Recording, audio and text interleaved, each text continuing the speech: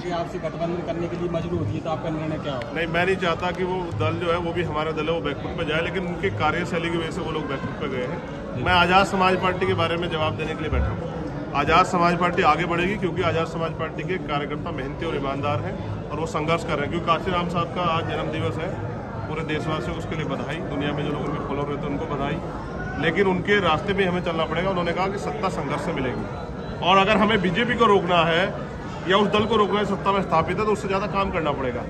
जो लोग 1 महीने 2 महीने राजनीति करते हैं उनके हिस्से में वही आएगा। हम तो पहली बार आए मैदान में लड़ने के लिए, जनता ने हमें जो वोट दिया उनका धन्यवाद।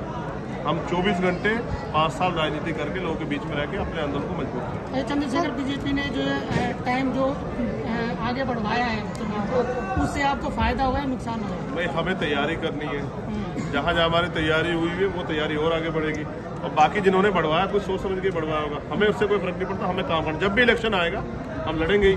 तो हमें भी समय मिला क्योंकि हम मैदान में उतरने वाले हैं। तो मैंने तो कहा ना, आप मुझे गलियों में दिल्ली की घूमते देख लें। पार्टी के क्या उद्देश्य रहेंगे सर? पार्टी के उद्देश्य मैं सब कुछ बता चुका हूँ कि जो समस्या यहाँ की बुनियादी, जैसे एमसीडी में सबसे बड़ी समस्या है सफाई कर्मचारियों, उस पर हम लोग काम करेंगे। मुख्यमंत्री ने कहा कि हर घर तक साफ जल पहुँचाएंगे, नारा बदल के साफ दारू पहुँचाने लगे। उन्होंने कहा कोरोना वॉरियर्स सब लोगों को 1 करोड़ रुपए का मुआवजा देंगे, नहीं दिया। तो यहाँ जो एमसीडी में जो परेशानियाँ हैं उनको दूर करने के लिए यहाँ की जो टीम है उन्होंने मेहनत की है। वो चाहते हैं एमसीडी में आज़ाद समाज पार्टी प्रत्याशी उतरे और जीते और वहाँ की समस्याओं को, चाहे वो सड़क की हो या पानी की हो या बिजली की हो या टैक्स की हो, सब चीज़ों पे काम करें। उत्तर प्रदेश में किसी भी पार्टी ने वाल्मीकि समाज को टिकट नहीं दिया और आपने अभी इतने दुनिया भर के नाम गिना दिए आपने प्रत्याशियों के, ये क्यों किया आपने? देखिए, मैं समझता हूँ कि जिसकी इतनी संख्या बारे उसकी इतनी हिस्सेदारी, जिनका यहाँ मुख्यमंत्री होना चाहिए था, अगर उनका पार्षद बन रहा था इसका आपको नाराज नहीं होना चाहिए, खुश होना चाहिए कि जिनकी भागीदारी, जिनके वोट ज़्यादा है उनको ज़्यादा टिकट दिए गए हैं। और मेरा प्रयास रहेगा कि बहुजन समाज के जितने भी लोग जातियाँ हैं उन सबको टिकट मिले, क्योंकि जिनकी संख्या भी कम है उनको भी हमें आगे बढ़ाना है, उनका भी हाथ पकड़ना है। यही सामाजिक न्याय है। हमारा प्रयास रहेगा कि आने वाले कल में यहाँ मुख्यमंत्री भी शोषित वर्ग का बने, इसलिए हम अपनी जड़ें मजबूत करें। उत्तर प्रदेश में क्या कमी रही जो बहुजन वहाँ इकट्ठा नहीं हो पाया, फिर दोबारा बीजेपी की पूर्ण बहुमत से सरकार बनी? हर व्यक्ति मुख्यमंत्री बनना चाहता है, इसलिए नहीं हो पाया सर। सबको मुख्यमंत्री बनना है, किसी को मिशन का काम नहीं करना है। 5 साल जो लोग घर में पड़े रहे वो सिर्फ चुनाव लड़ने के लिए आए, टिकट बांटे और चुनाव लड़े। हम 5 साल सड़क पे लड़े और अब भी लड़ेंगे। और जब कहीं अन्याय अत्याचार होगा, आप देखना कोई दल के लोग खड़े होंगे बिहार में आज़ाद समाज पार्टी। जो लोग मिशन के नाम पर लोगों को गुमराह कर रहे हैं उनके बारे में आप क्या कहना चाहोगे? नहीं, जनता खुद समझदार है, धीरे धीरे समझ रही है कि किसी को एजेंट कहने से एजेंट नहीं होता, काम करने से एजेंट होता है। जो जिसने किया जनता उसको देख रही है। शेखर साहब, केंद्र सरकार ने एमसीडी चुनाव इस वजह से टाले हैं। उनका कहना है कि तीनों एक किया जाएगा।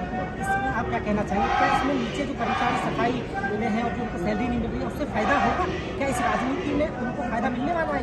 देखिए, उन दलों की जिनकी बात आप कर रहे हैं वो सिर्फ हमारे पैर धोते हैं क्योंकि उनको हमारी वोट चाहिए। उनको कभी उनके एजेंडे में हमारी समस्या रही नहीं। तो हमें अपनी समस्याओं की जानकारी खुद, और अब हमने अपनी लड़ाई को अपने कंधों पर उठाने का फैसला लिया है जीते जी। तो इसलिए चुनाव जब भी होंगे हमारे प्रत्याशी मजबूत से लड़ेंगे और हमें उनको जीतने के लिए जो भी मदद हमारे तरफ से होगी उसके लिए हम लोग सड़कों पर रहेंगे, आंदोलन करेंगे, गली गली जाकर लोगों को अपील करेंगे। सफाई कर्मचारियों का कितना समर्थन आपकी पार्टी को मिल रहा है? ये समय बताएगा, अभी तो हम लोग काम करें। सर, दिल्ली में जो फ्री उन्होंने तो सबको बनाया, अब मैं उनसे अपील करूंगा खुद को ही बना लो। कब तक दूसरों के हाथ फैलाते रहोगे? कब तक दूसरों के हाथ फैला के उनसे उम्मीद करते रहोगे? कब तक ठगे जाते रहोगे?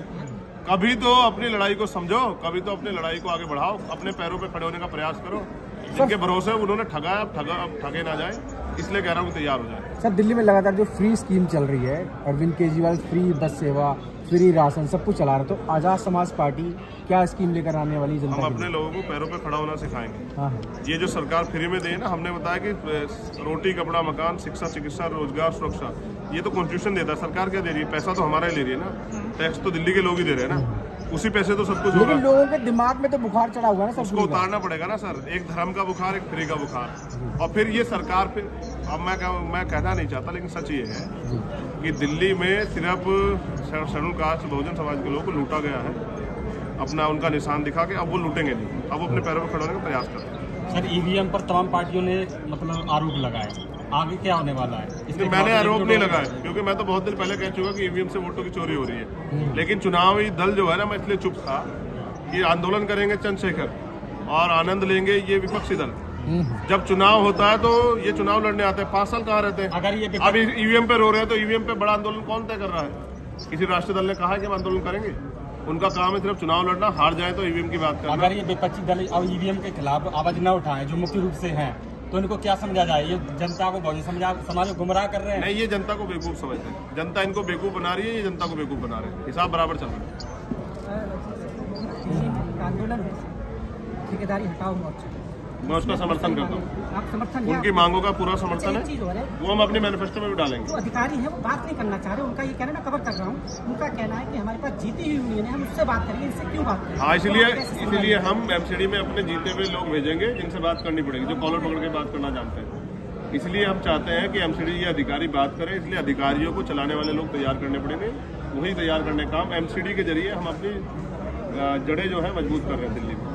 फिर विधानसभा चुनाव भी आएगा, लोकसभा चुनाव भी आएगा, हमें वो भी लड़ते हैं। इस बार उम्मीद है एमसीडी में रिजल्ट आएगा। हाँ, जीतेगी, जीतेगी, मेहनत करेगी, जो मेहनत करेगा वो जीतेगा।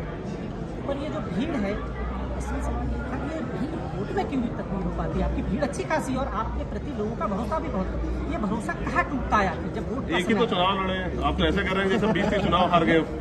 आपके बाल सफेद हो गए। ये आप इस बात का आइडिया लगाए कि ये लोग अपना समय छोड़ के जो आए हैं ये हमसे मोहब्बत करते हैं और ये चाहते हैं कि चंद्रशेखर जमीनी तौर पे काम करके हमारे साथ खड़े होकर हमें भरोसा दिलाए कि वो हमसे निराश नहीं करेंगे जैसे दूसरे लोगों को धोखा दिया। तो अब धोखा देने वाले को भरोसे ये लोग नहीं रहेंगे।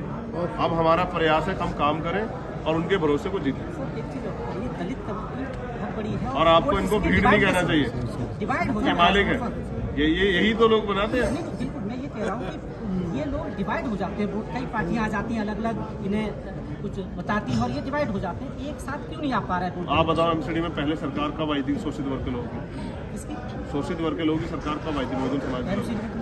तो जो लोग जिन लोगों की वैसे नहीं है उनसे सवाल पूछने चाहिए। मैं तो अभी आया हूँ, मैं तो प्रयास कर रहा हूँ कि एकजुट करूँ। लोगों को जोड़ने की बात। हाँ, नहीं, हम संगठन के तौर पे इनको जोड़ रहे हैं, इकट्ठा कर रहे हैं और संगठन के तौर पे जोड़ के और हम मेहनत करने वाले लोग हैं तो हमें विश्वास है कि जैसा काम हम कर रहे हैं अगर हमारे कार्यकर्ता उसका आधा काम भी करेंगे तो हमारी ताकत जो है ना बढ़ जाएगी। और मैं समझता हूँ कि अब लोग ठेकेदारों के भरोसे ना रहे और ना बहुजन समाज बिकेगा, ना बिकने देगा और वो अपनी लड़ाई अपने कंधों पे लड़ेगा। धन्यवाद। लास्ट में एक सवाल, बहुत मान्यवर काशीराम जी का जन्म जयंती है, उसके बारे में आप क्या कहना चाहोगे? देखिए, मान्यवर काशीराम साहब ने एक नारा दिया कि नोटों वाला हारेगा, वोटों वाला जीतेगा। लेकिन अब क्या है, मैं खुद चुनाव लड़के आया हूँ, पैसे आधारित चुनाव है, गरीब का बेटा लड़ ही नहीं सकता है। गरीब का बेटा लड़ेगा तो मैंने मीडिया ने दिखाया, मैं 7 दिन तक सड़कों पे वहाँ अपील करता हूँ, घुमा।